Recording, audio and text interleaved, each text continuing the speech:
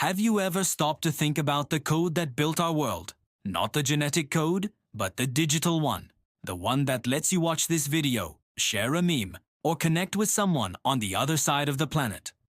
Today, we're diving deep into the code that built the internet and asking a crucial question. Was it built for connection, or has it become a tool of control? Let's rewind the clock to the late 1960s. The world is on the brink of a digital revolution, but it doesn't know it yet.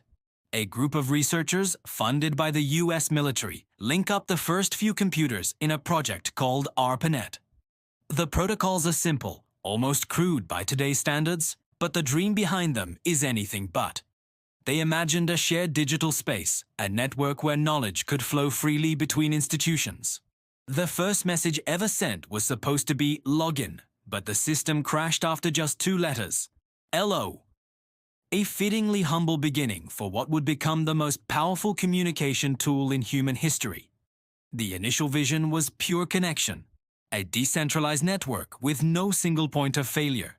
It was a radical idea, but as we'll see, every line of code carries with it a philosophy, and that philosophy would soon be put to the ultimate test.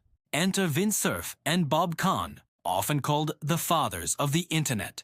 In the 1970s, they developed TCP/IP, the Transmission Control Protocol and Internet Protocol. Think of it as the postal service of the digital world. TCP breaks your data into little packets, numbers them, and sends them on their way. IP is the address on the envelope, making sure each packet knows where to go. It was revolutionary because it was designed to be open. It didn't care what kind of computer you had or what network you were on. It just worked. Then, in the late 80s and early 90s, another visionary came along, Tim Berners-Lee. Working at CERN, he wanted a better way for scientists to share research, so he invented the World Wide Web.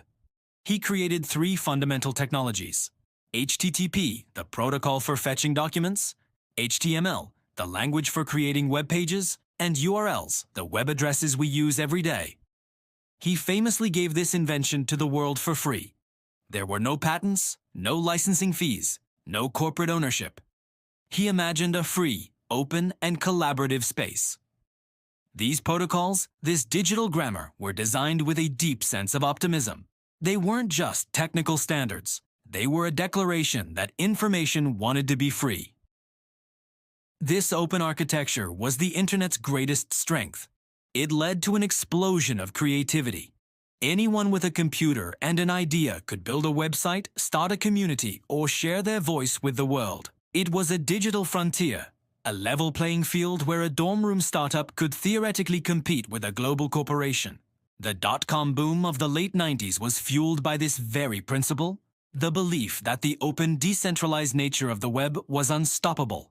It connected us, educated us, and entertained us in ways that were previously unimaginable.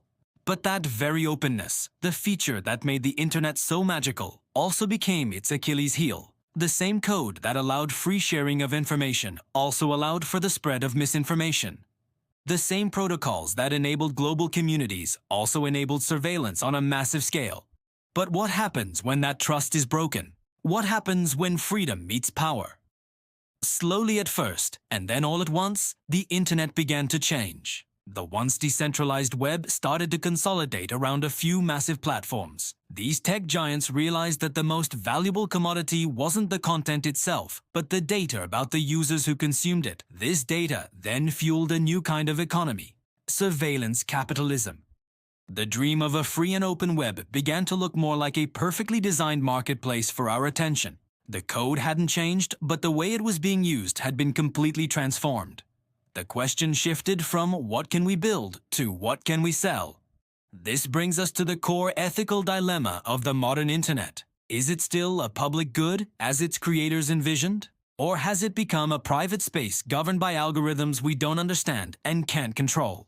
The code that determines what you see in your newsfeed, what products are recommended to you, and even what ideas you're exposed to is a black box. It's designed to maximize engagement, to keep you scrolling, clicking, and watching. But what's good for engagement isn't always what's good for us or for society. We've traded anonymity for convenience and privacy for personalization. We are now grappling with the consequences, echo chambers that amplify division, the erosion of shared reality, and a creeping sense that we are no longer the users of the internet, but the product. Can the web's original ideals even be reclaimed, or have they been permanently rewritten by corporate interests? But the story isn't over. Just as the original internet was born from a desire for a more open system, a new movement is rising with the same goal. People are starting to question the centralized model. We're seeing the emergence of decentralized networks, blockchain technologies, and peer-to-peer platforms that aim to put power back into the hands of users. These new systems are exploring ways to build privacy, ownership, and transparency directly into the code. The idea is to create a web where your data is yours, where you control your online identity, and where there is no central authority that can censor or manipulate information. This suggests that the next internet code might not be purely technical, but deeply ethical. It's about embedding our values like privacy, freedom of expression, and digital dignity, into the very architecture of the network. The future of the internet isn't just about faster speeds or smarter devices. It's about who has control. The original internet was built on a handshake deal, a foundation of trust. That trust has been shaken, but the spirit of innovation and the dream of a connected humanity live on. The code that defined the internet is still being written, and we all have a say in what comes next. The story of the internet is our story. It reflects our greatest hopes and our deepest flaws. It's a reminder that every technology is a choice, and the code we write today will build the world of tomorrow. Thank you so much for watching. If you found this journey through the internet's code as fascinating as I did, please hit that like button and subscribe for more deep dives into the technology that shapes our lives. See you in the next one.